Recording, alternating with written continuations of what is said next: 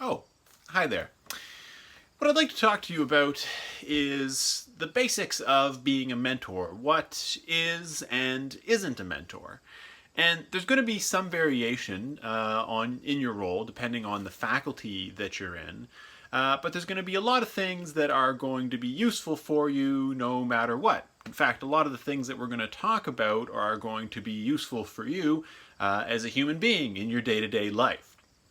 But to start off with, what is the essence? How can we roughly describe a mentor in the kinds of situations that we're talking about? One way you can think about it is like a good friend. You're there to be encouraging, to provide support, and to listen to them. But on the other hand, it's also not like a friend because you are there more for the benefit of the mentee. And the relationship is different too in the sense that there's a bit of a power imbalance. You're peer mentors, but it's really sort of near peers because you're going to have a few years or maybe even just 1 year of being a university student. And it's going to be that experience that you're going to be using. That's part of the things that you'll be using to help out your mentees. And you may also sometimes be coming in contact with individuals, with mentees in a vulnerable state. They may come to you when they're distressed about something, and that also kind of creates a bit of a power imbalance.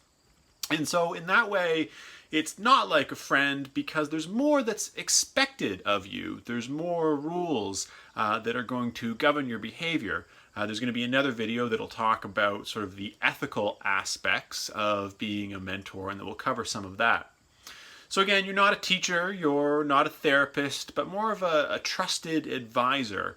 And you can also think of some of the important role models that you've had in your life. What were they like? What did they do that was helpful for you? What kind of qualities did they possess?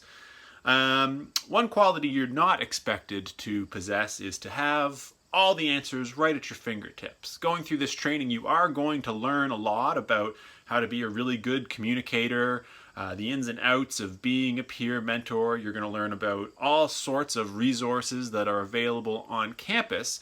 But again, you don't always have to have all the answers. In fact, a lot of what you're going to be doing is you're going to be modeling good strategies and approaches to, well, what do you do if you find yourself in a situation when you need to find some information out? So, as a mentor, you should really you're going to be listening, you're going to be understanding, you're going to get to know them, you're going to collaborate with them on finding solutions to challenges, you're going to use your experience to guide them, you're going to share tips and tricks with them, you're going to refer them to different resources, both on and off campus. You're also going to be consistent. If I have to think of one of the qualities that is really good in any kind of relationship is consistency, is being there for a person when they've been told that you'll be there for them. If you say you're going to look into something for a mentee, you should, or again, better yet, you work with them to look into it together. Lastly, there are all sorts of benefits for you too. I think both individuals in a mentoring relationship can benefit tremendously. You're going to be meeting new people, you're going to learn about them. They may be teaching you things. Certainly they're going to have interests and skills that you don't have, and so you'll be able to take advantage of that. And you're going to be gaining some leadership experience. You're going to be building your CV. So again, it's this two-way relationship, but still with you as the mentor being much more focused, having to keep much more in mind in terms of making sure that the relationship is positive and to the benefit of the mentee. Back to this teapot book.